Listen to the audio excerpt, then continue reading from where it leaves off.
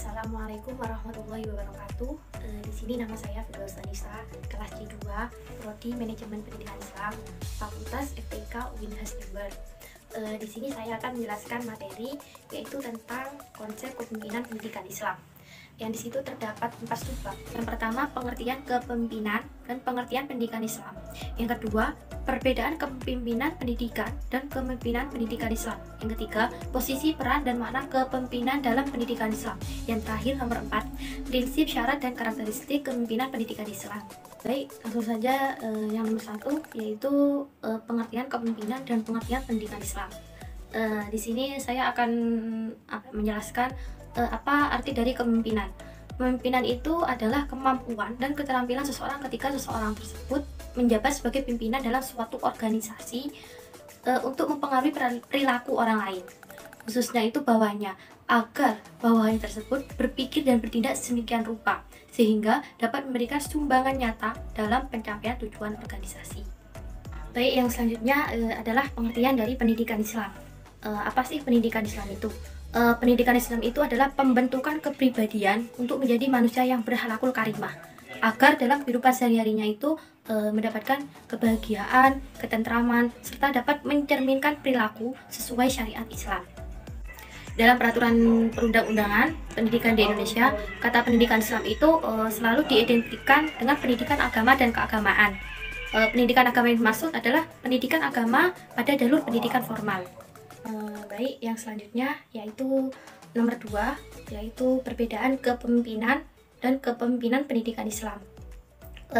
Di situ perbedaannya, kepemimpinan pendidikan yaitu suatu kesiapan dan kemampuan yang dimiliki oleh seseorang dalam proses mempengaruhi, mendorong, membimbing, mengarahkan, dan menggerakkan orang lain yang ada hubungannya dengan pelaksanaan dan pengembangan pendidikan agar segenap kegiatan itu dapat berjalan secara efektif dan efisien dalam mencapai tujuan pendidikan.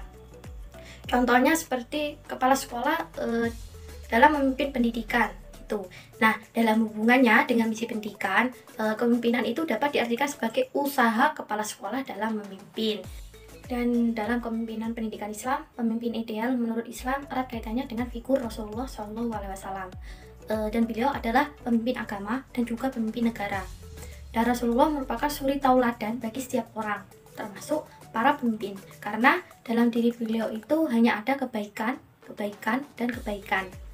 Dan hal ini sejalan dengan firman Allah dalam Al-Quran surat Al-Ahzab ayat 21 yang berbunyi, "Laqad kana lakum fi Rasulillahi uswatun hasanatun liman kana yarjullaha wal yawmil akhir wa dzakarallaha katsira."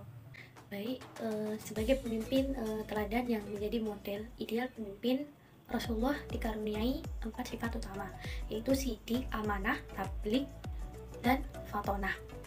Dan dalam Islam, seseorang yang menjadi pemimpin itu haruslah memenuhi persyaratan, yaitu profesional.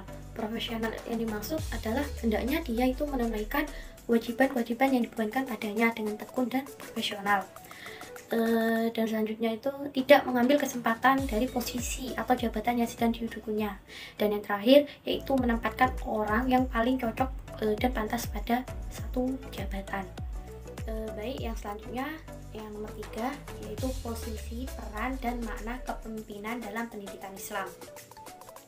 Kedudukan seorang pemimpin berada di bawah Allah dan Rasulnya. Bahkan secara eksplisit Al-Quran menyebutkan pemimpin secara berturut-turut setelah Allah dan Rasul. Sebagai apa? Yaitu sebagai sosok yang harus ditaati oleh para pengikutnya.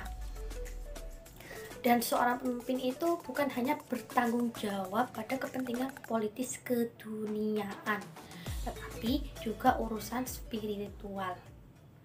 Dan dalam pendidikan Islam, sosok pemimpin itu harus diidentifikasi pada diri seorang guru. Dan guru adalah pemimpin. Dan selanjutnya yang terakhir yaitu prinsip dan syarat karakteristik kepemimpinan pendidikan Islam.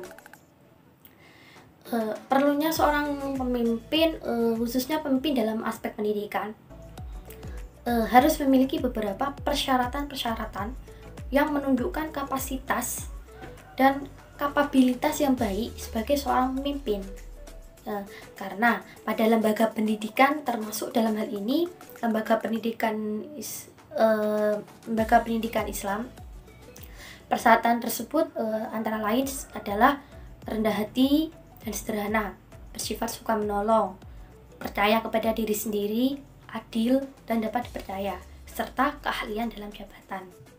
Dan seorang pemimpin dalam lembaga pendidikan Islam merupakan pusat gravitasi organisasi yang sangat penting perannya dan dalam menentukan arah kebijakan dan keputusan-keputusan strategis dalam organisasi tersebut, sehingga menjadi sebuah keharusan bahwa seorang pemimpin itu harus mampu bersikap dan berperilaku yang baik, sehingga keputusan dan kebijakan yang diambil dapat mengantarkan organisasi tersebut pada cita-citanya. Dan adapun ciri-ciri kepemimpinan pendidikan Islam yaitu sebagai berikut: memiliki integritas, artinya yaitu bersifat tegas dan jujur, baik tercermin dari sifat-sifat pribadinya maupun dalam pelaksanaan prinsip-prinsip moralnya. Yang selanjutnya adil yaitu harus bersikap adil terhadap kebenaran dan tidak ada perbedaan perlakuan kepada siapapun. Dan cuman ini yang saya jelaskan. Mungkin ada kesalahan kata, saya minta maaf. Wallahul muwaffiq ila aqwamit thoriq. Wassalamualaikum warahmatullahi wabarakatuh.